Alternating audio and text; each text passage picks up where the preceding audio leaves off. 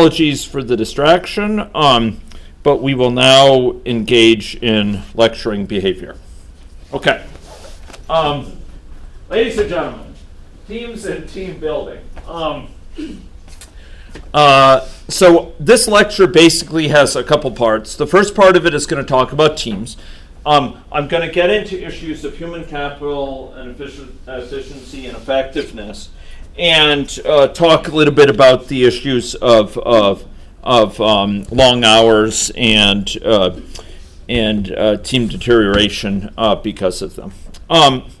So there's a number of topics which we haven't had time to talk about in this class, and most certainly not in 470, that are sometimes called, and the word is not always used without opprobrium, soft topics.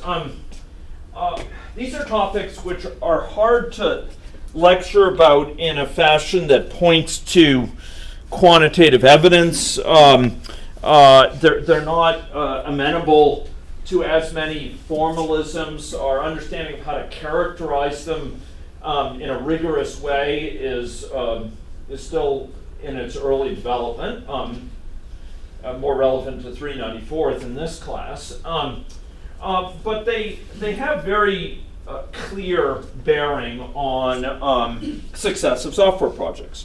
And in fact, in the lecture by today's guest lecturer, you heard something about the Agile Manifesto, which articulated a number of principles which involved some of these soft topics. But the fact is that we live in a human theater when it comes to software engineering. Our teams have human elements that are very important, and factors such as trust, loyalty, respect, a feeling of enjoyment working with other people, a feeling of belonging in a team, a feeling of contributing. These are powerful human elements of the software development context. And when Hemant talked today about hyper-productive teams, one of the things that tends to unite them is very strong kind of emphasis on the qualities listed here. And taking these things into account can make a difference between great success and failure. If you're not showing respect on a team, it can be difficult to acquire trust from the other members, and it's going to get in the way of technical productivity, because you're not going to trust that someone else is going to get this job done in terms of testing, that they're going to give an objective review of your code at a code review. And it gets in the way of people cooperating and coordinating effectively and dividing up projects. If the team doesn't feel respect or trust from the project manager is probably not going to be given appropriate levels of feedback on the team performance in a way that will impair their decision making when dealing with external stakeholders. So these factors are not small factors on projects. They're really big factors. They're factors that can lead to a person being a valued member of the team or being dismissed. And there have been people who have come from the U of S as interns, for example, who have failed to communicate respect, for example, in teams as an intern, and have been let off. They've been let go by these companies. Because they haven't worked well with that human theater. And Hemant mentioned a topic which is kind of a hot one right now, software development culture, which gets into sort of prevailing attitudes with respect to how people relate to each other and many of these softer factors. Software engineering teams are very common. I mean, if you look at the field of software engineering and software development, you're going to come across team after team, whether it's larger teams or dev teams, testing teams, teams engaged in managing of a set of products in a coordinated way. Teamwork is what it's about for achieving great success. We talked about another key feature, which is risk management. At last week's Workiva presentation, the keynote for the event last week one of the things that was emphasized is, risk is not something to be shunned. It's something to be embraced. But with that embrace comes the ability to manage it. And so it is also with teams. Teams are to be embraced. If you can properly manage them, they can be tremendously productive. And the fundamental realization here is that a team is greater than the sum of its parts. A team can be more effective than you think possible given the people in it, and it can be less than the sum of the parts if it is mismanaged.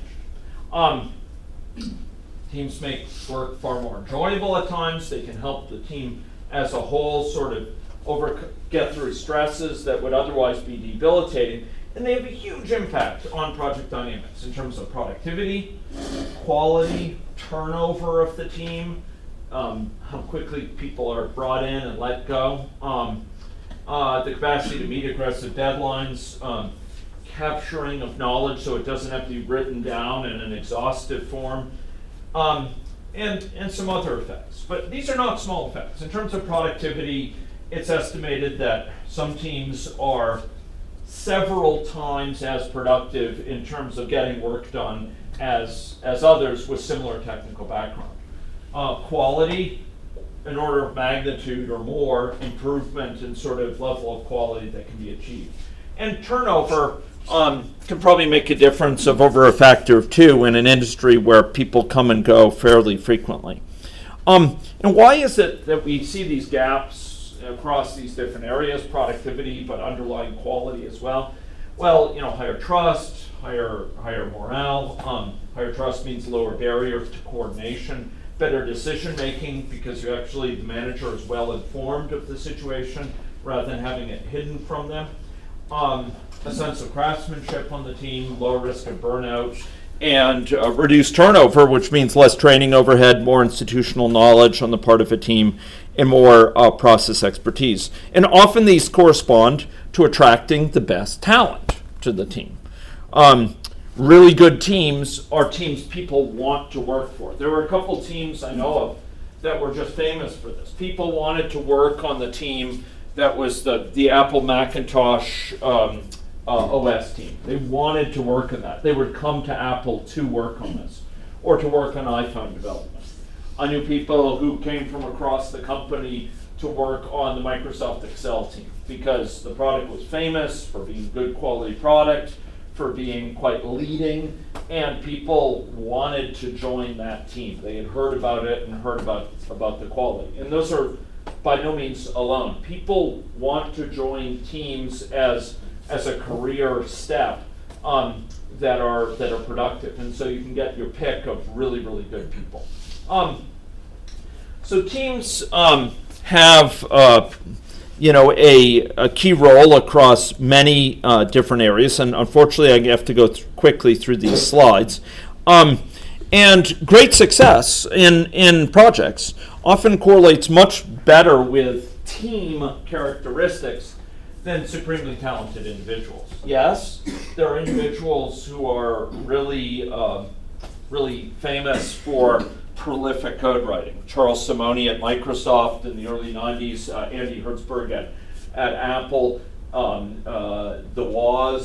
Steve Wozniak in Apple's early days. These were folks who were famous for being able to pump out code, but really what made the team successful is a group effort that involved coordination between a bunch of very talented individuals. And you may have heard A people attract A people. People want to join these teams who often bring great talent to them. Sometimes the talent makes the team possible. Often the fact that it's a great team attracts this talent and retains it from walking out the door. There's some managerial challenges with this. It takes a long time and a high cost to form these teams. It can be hard to shape once they're established. The teams tend to have a mind of their own, as it were, that a manager sometimes finds difficult to manage. And sometimes the teams are quite autonomous and a bit prickly about wanting to set their own course. And there's worries on the part of many managers about to what degree is this team really under my control or the company control, and to what degree could they leave and take their knowledge with them. This is not an idle thought.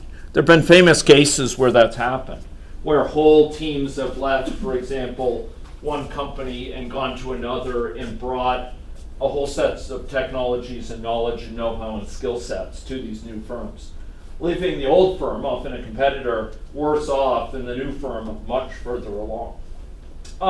So important factors here, a more informal style of leadership, leading, getting authority because of people's authenticity and ability to lead by technical excellence and good human skills, rather than leadership in a dictatorial sense.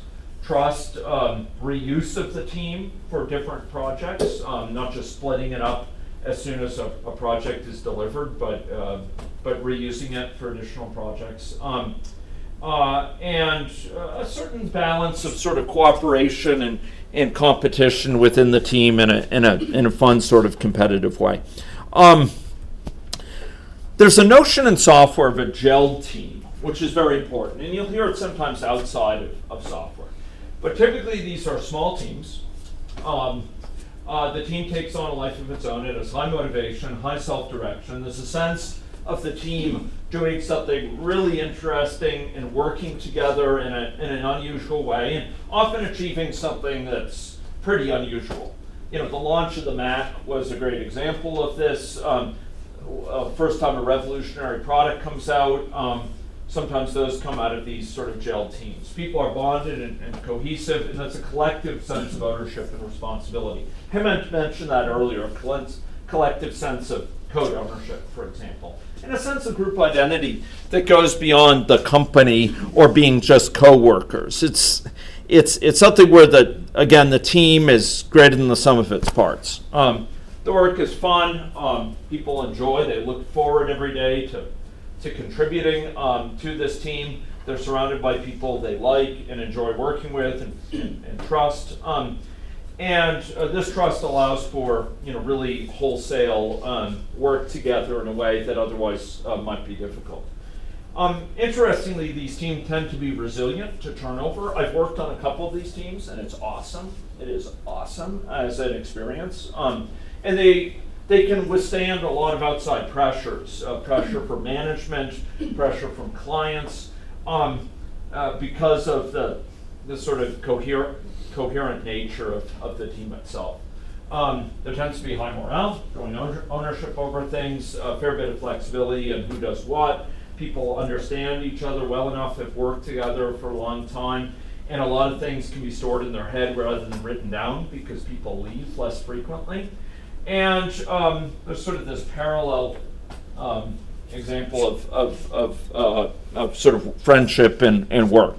People socialize inside of work together, and they socialize outside. They'll go play foosball during the day, and then when going to do things over the weekend, often they're interacting with the same people.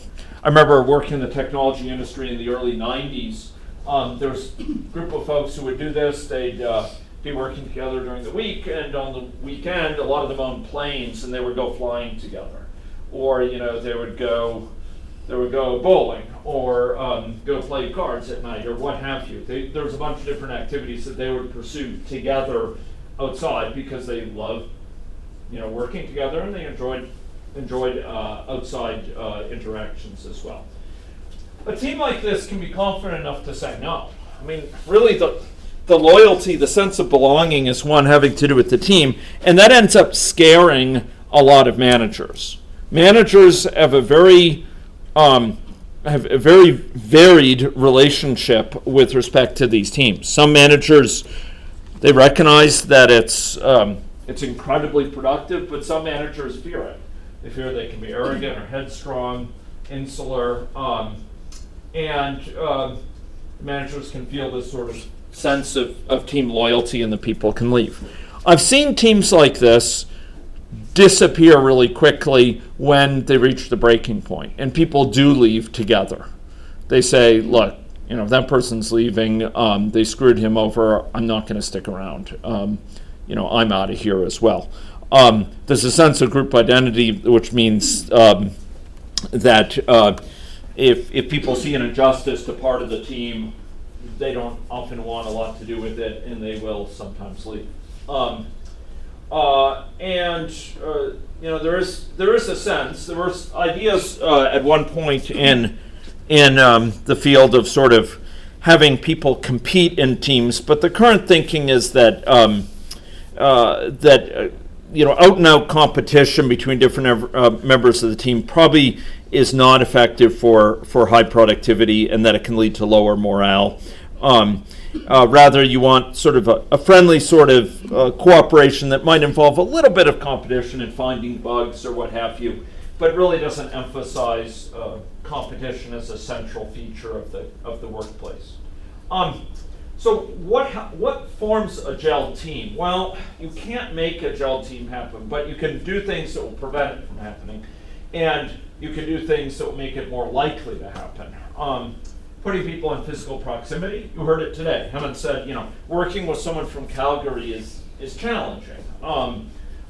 Physical proximity really helps.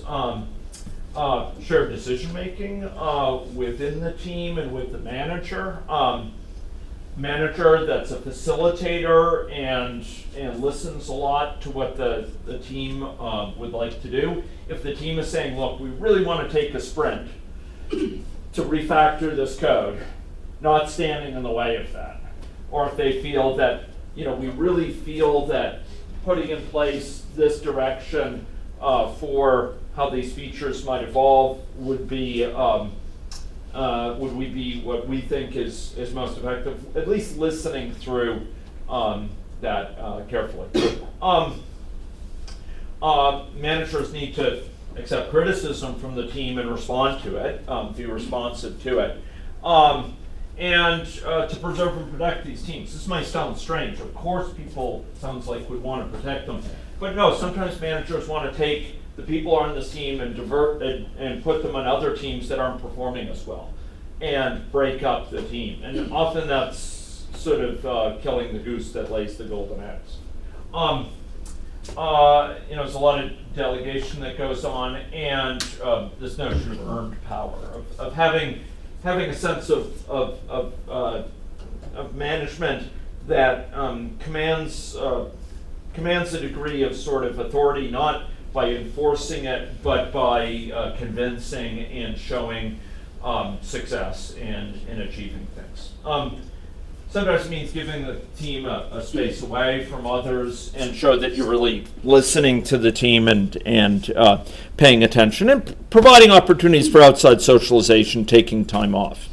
So what are some things that undercut these teams? I've seen teams like this eventually fall apart. And one thing is perpetual long hours. If the team is working really long hours, it can divide the team up. Why does it divide the team up? Why do you think I say it divides the team? And I use that word advisedly. Why would it rip apart the team? Long hours. Yeah. People feel like they have to get their own work done and they can't collaborate quite as often. That's true. So that can happen. So there's not the chance to go play that foosball game. There's not that chance to socialize as much. A project manager may, and this links to the other video, may, confusing cause with symptom, may say, well, we're behind in delivering this functionality for the client. We don't have time to socialize now, outside of work or at work. We need to really buckle down. Not a lot of time for these hallway discussions. And they don't recognize that the ability of the team, productivity-wise, to sustain a sprint and not be demoralized by it depends a lot on those activities. It's the ability to take that time off to pursue other things that sustains that team. So confusing cause and effect here, they're confusing the fact that we're behind, thinking that means more hours have to be put in, but really the determinant is keep the team morale high, the quality high, and that's what will allow it to make progress, not just more hours. More hours cutting back on these stabilizing opportunities, these things which stabilize the team, like time off and time socializing, that's actually often undercuts the team productivity and puts you even further behind. But managers often don't understand that. But there's another reason a team gets rifted by perpetual long hours. Well, one of the issues is that often team members have real constraints. There are some people who perhaps are single and can easily take in long hours and are able to do that. Others have family responsibilities, they have responsibilities outside of work, to their community or what have you. And you start putting in lots of long hours, and what often ends up happening is a subset of the team takes that on and sometimes eventually resents those who can't take it on. They resent those who aren't there. And often those long hours also lead to frayed tempers, grouchiness, which gets in the way of sort of team communication, particularly if people are feeling in a mood to sort of blame others who are not, they don't feel are pulling their share while they're working very long hours. These also lead to quality problems. Why quality problems? This is again covered in the other videos. Why do I say long hours lead to quality problems? Big issue. Why? Concrete terms, what happens when people are working long hours that leads to quality being shortchanged or quality being problematic? They make mistakes. Make mistakes. Why would they make mistakes more? Because they're tired and unreasonable. Tired, they're fatigued, they're not thinking as clearly. Another thing? They just want to get it over with. Just want to get it done, want to get through it. Good ideas just take a lot of time to come up with. Yeah, you don't think any faster under pressure. If you're under pressure, you're not thinking twice as fast, and you're doing it half the time and maybe with half the thinking. So that is an issue. How about another thing? Well, with quality, ladies and gentlemen,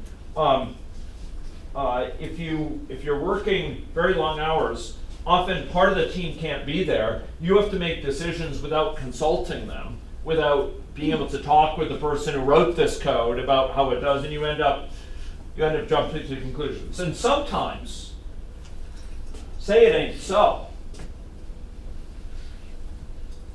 testing may be skipped.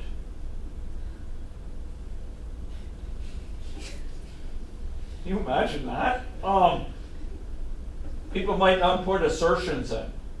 They might deviate, I tell you, from test-driven development.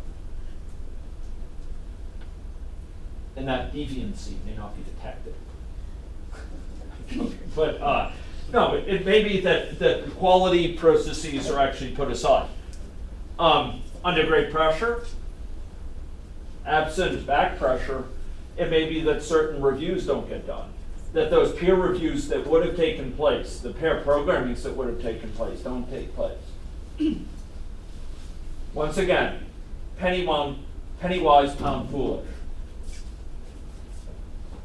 It's the mouse that looks 2 inches in front of its nose.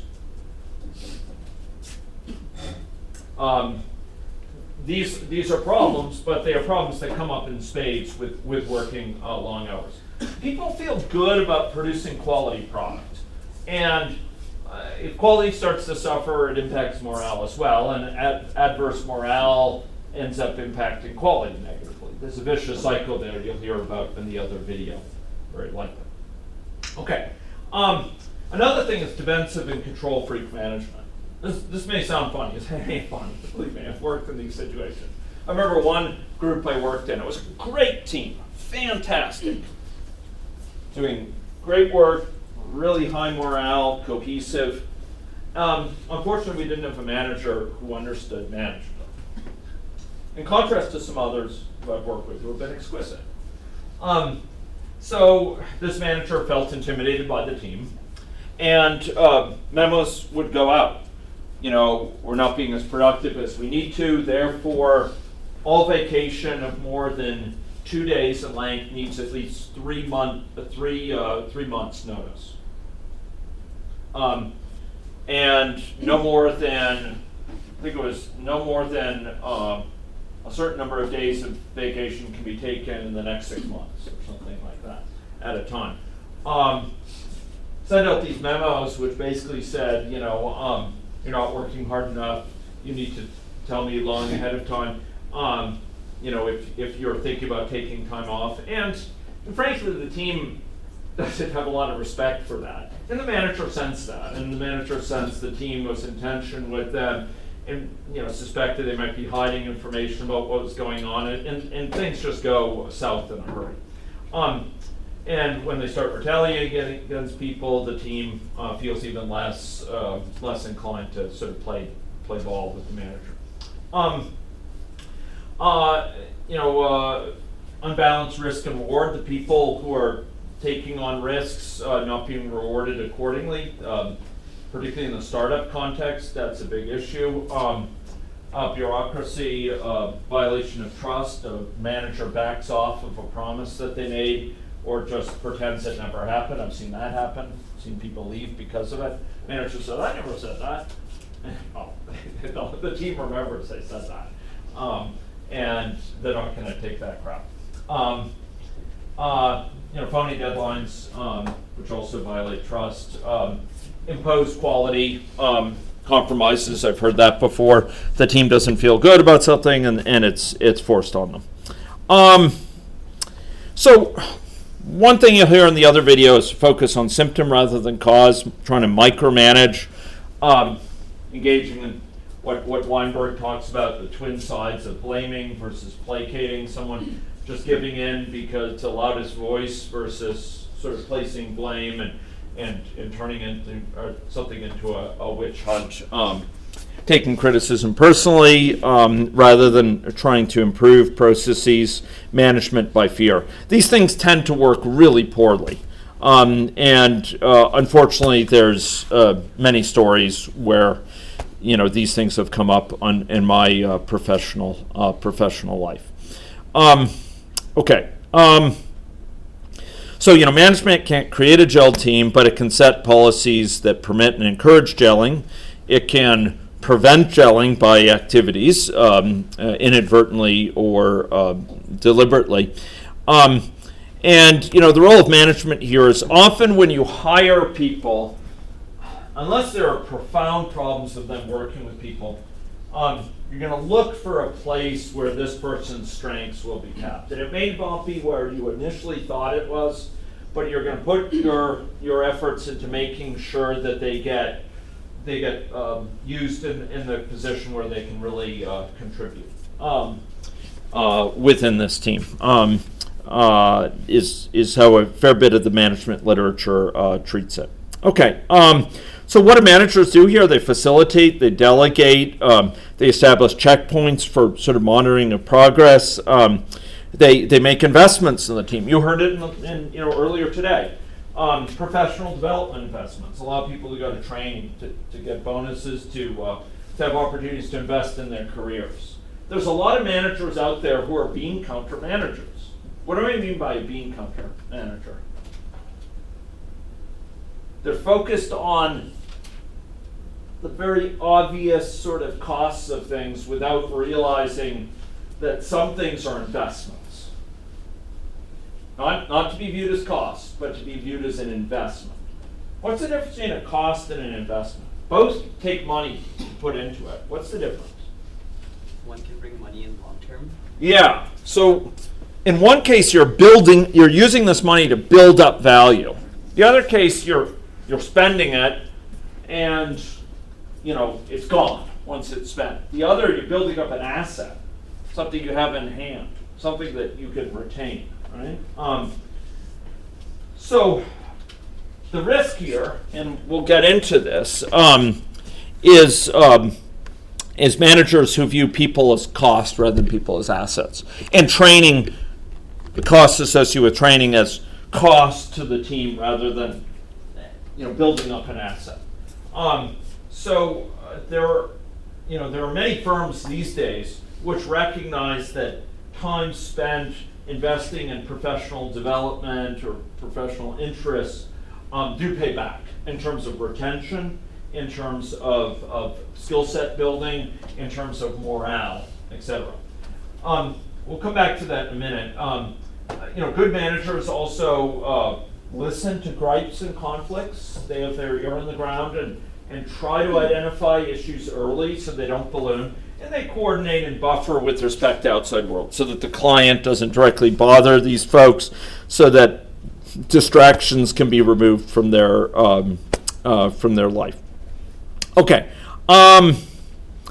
So one of the big motivations for the Agile methods you heard about earlier in this Agile manifesto is to foster development of gel teams.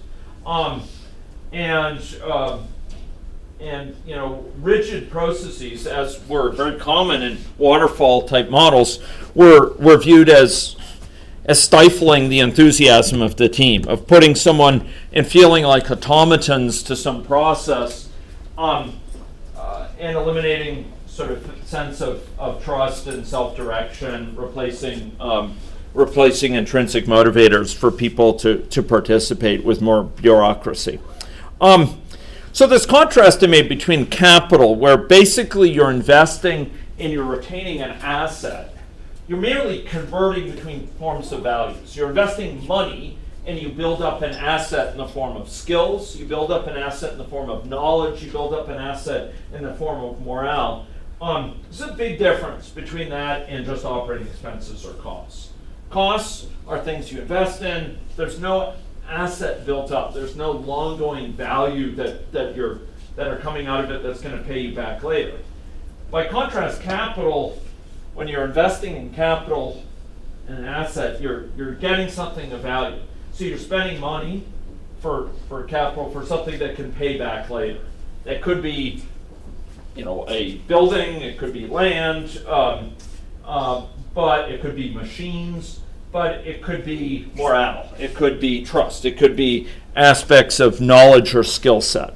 Okay, so in this sort of view of human capital, many bean counters have traditionally counted people as expenses, and you will still find in companies that there's a fair bit of that going on. These are expenses on the payroll, but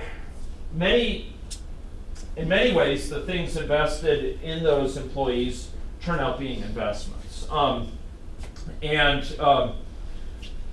of the reflections here, people are not just commodities. If you lose someone and a new person joins, why is it that you have lost value? Why is it that the value associated with losing and gaining is so much less than the value of keeping someone longer term? What have you lost? When someone is lost and you have to hire someone new, help me understand the sort of the set of things which have put you back.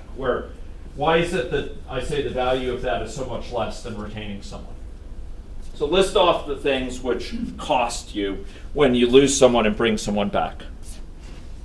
Yeah. Domain knowledge. So they walk out the door with a huge knowledge of that system, of the technical parts of the system, a huge knowledge of the processes in place.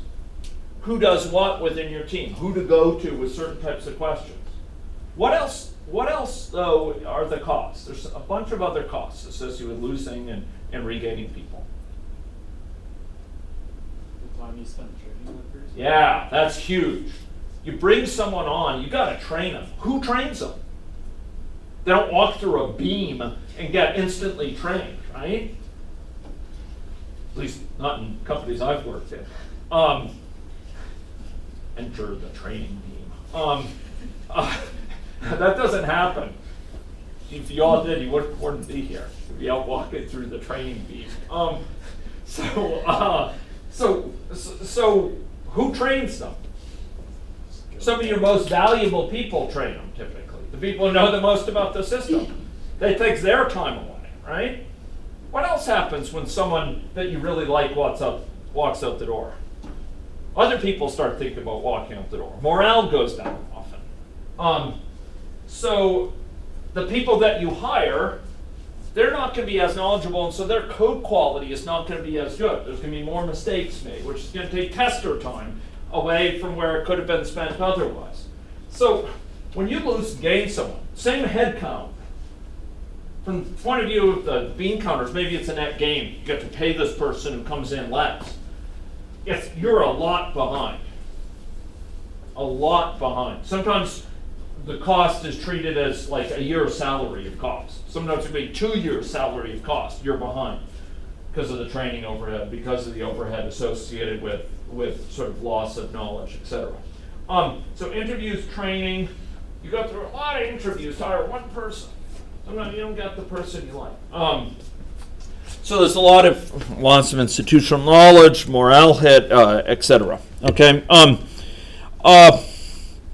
So to reflect on this in technology firms, and these numbers are old. Each person often yields hundreds of thousands of dollars in revenue in a technology firm. You look; these numbers are probably at least 5 years old now. Apple revenue in U.S. thousands of dollars per employee for Apple, $710. Earnings, sort of profit per employee, you've got very large amounts. So this is that's got to be more than in thousands. And I think this decimal point is misplaced, as you can see from the others. Take Google. Close to $1 million at that time per employee revenue, and $147,000 per employee profit. Pretty good numbers from the standpoint of turnover, from the standpoint of sort of value or contributions per employee. So if you end up losing someone and needing to regain them, often you're losing many months of time and many months of, by implication, revenue for this person. So you may be losing tens of thousands of dollars and often hundreds of thousands of dollars. Part of the issue here is that that loss of people sets a group back. Sometimes poor managers will try to throw people at a project that's behind to try to avoid blame. Is another issue. They'll throw people and then they end up blaming the team for not being able to deliver. They try to eliminate objections. We don't have enough people by throwing people at it. Those people don't help. Those people actually make it more difficult to communicate and often bog the team down. Okay. Okay, and this is one of the reasons why company after company, and we'll be finishing up here soon, company after company, offers a lot of perks for employees. This is to attract and retain talent, but also to help that talent be more productive and feel valued and not be as likely to walk out the door and to work effectively. At Microsoft, there's a set of lots of benefits you get. Netflix has unlimited vacation. At least last I checked, it was still unlimited. Imagine that. You want to work at Netflix, you could say, okay, I'm taking a 6 months vacation. Build trust, build morale, loyalty. Above market salaries, immediate vesting of stock options. You're not waiting years for your stock to start to accrue value. Free trips to film festivals. They're going to be there anyway. Bring people along. Google, you may have heard about this, right? Google, they will change your oil while you're at work. They will do your laundry in some cases. You can get gourmet meals if you work nights. You get gourmet dinners. You can pick from 7 different menus or something made by gourmet chefs. They have a shuttle that goes around. San Francisco Bay Area is incredibly congested, and they have a Google shuttle you get on. It'll pick you up near your house. You get on. You've got Wi-Fi, high-speed internet. You can immediately start work once you're on the shuttle. They have really good exercise facilities there. Doctor checkups on campus. Pretty good. Language training. You can get haircuts. You need a haircut. You don't have to take that Saturday off. You can do it. Now, there's a danger here, right? There's a danger of keeping people bottled up, and I have some real concerns about that. But the point is they try to fill your life with a lot of perks to retain you and help you make you as productive as possible and help reduce distractions. 20% of your time for project of choice is also attractive. 1 day a week, you work on anything you want. And there's a real challenge in a lot of these companies between sort of bean counters who see themselves as hard-nosed realists and folks who are saying, look, we need to invest in people and view themselves as strategic thinkers and visionaries. These folks emphasize people as assets. These folks emphasize people as cost. Focus on the cost side, focus on the investment side. We're going to get paid back. And it turns out environment has a huge difference in terms of productivity. It's estimated that that you can significantly increase the productivity in environments that have certain types of capabilities. And if you look at top productive environments versus bottom, there's huge differences in terms of the nature of the environment, how easily they can opt out of timings, etc. And the evidence does suggest that good environments can boost productivity by very large amounts, percentile-wise. Okay. Final thing to just say here is that a number of studies have also demonstrated that intense work over a sustained period, not for short sprints, but over a sustained period, can bankrupt a team. And the idea here is that not only are you going to have to pay back that time which you borrowed, you're going to have to pay back interest. You need to really get people to relax after that time, or they were going to be at lower productivity. And for a lot of managers, again, the pushing people to work very long hours is because they're confusing the symptom with the cause of ability to deliver. The cause of ability to deliver is high productivity, which is helped by time off. The symptom is being behind, but just by trying to increase hours to get us back, on track, often ends up sabotaging the cause for success. You have to realize people work extreme hours for many reasons, and sometimes it's to put in genuine extra effort, but sometimes it's to avoid blame for failure because you can't say no to the requests because you're behind schedule. And there are people, and we've seen it in this class, who work really long hours out of a hero complex. They want to be the one who comes in and fights the fire. And you've got to ask, can't we get the fire to be prevented rather than being caused for them to rescue it?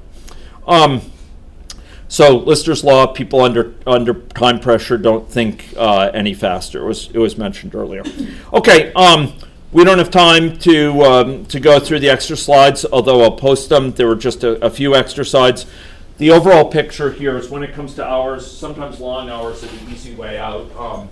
And teams that are self-directed and are highly effective often learn to prevent long hours from being needed by saying no, good estimation, good pushback on management, pushing to avoid being committed to schedule deadlines that are unrealistic, and learning to, as Hemant said, factor in bug fixing and the consequences of quality shortcomings into the list of items to be done, so it's not merely added on top of it.